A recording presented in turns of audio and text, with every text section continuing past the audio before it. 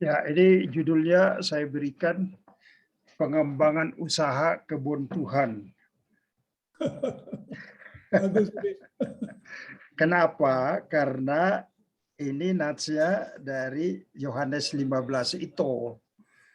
Ya, di dalam Yohanes 15 ayat 1 dikatakan, Yesus berkata, aku ibarat pohon anggur yang benar-benar menghasilkan buah sesuai kehendak Allah. Bapakku ibarat petani yang merawat pohon. Jadi kita ini sebetulnya adalah merupakan pohon anggur Tuhan, lebih tepatnya cabang-cabangnya gitu ya. Karena pohonnya itu adalah Yesus Kristus. Dan tujuannya adalah supaya berbuah-buah. Jadi topik kita hari ini kan mengenai pekerjaan baik. Pekerjaan baik itu ya itulah yang disebut dengan salah satu dari buah itu gitu. Tetapi yang menarik dan membesarkan hati saya adalah bahwa Allah sendiri sebagai pemeliharanya, dia yang merawat gitu. Nah, memang tinggal pertanyaan apakah kita mau dirawat atau tidak. Karena kalau dari pihak Tuhan kan sempurna gitu ya. Tapi yang masalahnya biasanya adalah pada kita.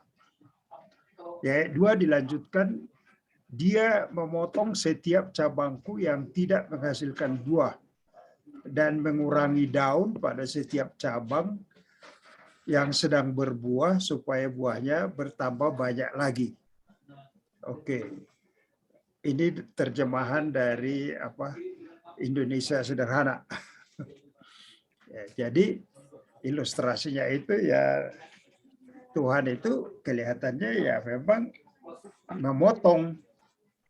Jadi beratnya pohon anggur itu biasanya disemai, dipotong itu pakai gunting itu ya.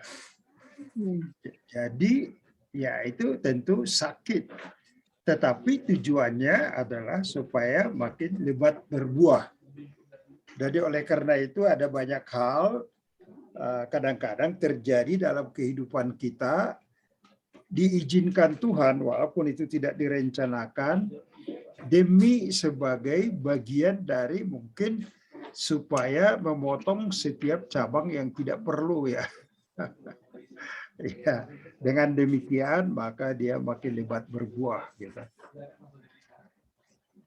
Jadi rahasia berbuah tentu kita sudah tahu ya. Yohanes 15 ayat 5 itu tinggal di dalamnya. Ya, aku ibarat pohon anggur, kamulah cabang-cabangku. Kalau kamu tetap hidup bersatu dengan aku tetap hidup bersatu denganmu. Maka kamu akan menghasilkan banyak buah. Kalau kamu terpisah dariku, kamu tidak akan bisa berbuat apa-apa. Jadi semua perbuatan baik itu, kalau dari diri kita sendiri, tidak mungkin ya. Jadi buah itu terjadi karena kita melekat kepada pohonnya. Kita sebagai ranting. Dan itulah janji dari Tuhan. Jadi kalau tidak berbuah, berarti ada yang salah, berarti yang harus kita periksa ya gitu. Tetapi sekali lagi ya sungguh menghiburkan saya bahwa Bapak sebagai pengusaha yang menjaga, memelihara, bahkan menyiangi, memotong bagian-bagian yang tidak menghasilkan buah adalah proses supaya kita semakin banyak berbuah. Dengan kata lain sebagai tujuannya positif dan baik ya, gitu ya. Ya.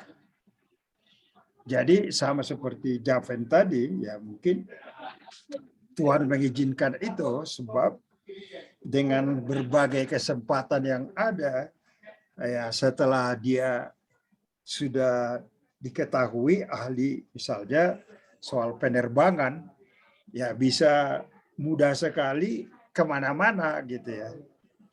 Ya bahkan juga sebelum pulang dari sana sudah ada beberapa perusahaan yang nawarin gitu ya.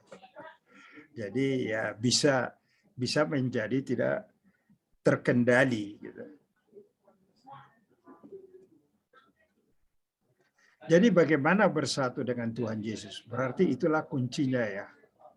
Yohanes 5:10 berkata, "Jikalau kamu menuruti perintahku, kamu akan tinggal di dalam kasihku. Seperti aku menuruti perintah Bapakku dan tinggal di dalam kasihnya." Jadi tinggal di dalam itu sederhana sebetulnya. Apakah ada sesuatu yang Tuhan sudah bisikkan kepada kita atau ungkapkan kepada kita yang harus kita taati? Jika kita sadari bahwa itu adalah sebagai sesuatu yang dikehendakinya karena kasihnya dan kita merespon, maka kita tetap tinggal di dalam Dia. Tetapi jika kita tidak mematuhi, berarti kita sedang membangkang. Maka persekutuan kita sedang rusak ya. Dalam keadaan itu ya tentu agak sulit bagi kita menghasilkan buah itu. Jadi itulah intinya sebetulnya yang saya mau bagikan pada malam ini.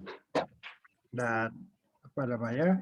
Jadi pengembangan usaha kebun Tuhan itu ya, pengusahanya adalah Allah Bapa, penyelenggaranya adalah Allah Anak, yaitu Tuhan Yesus, maka kita harus melekat di dalam Dia, dan kemudian alatnya adalah setiap orang percaya. Jadi kita inilah sebagai perwujudan dari pelaksanaan apa yang dikehendakinya di muka bumi ini. Amin. Kira-kira begitulah apa yang saya ingin bagikan.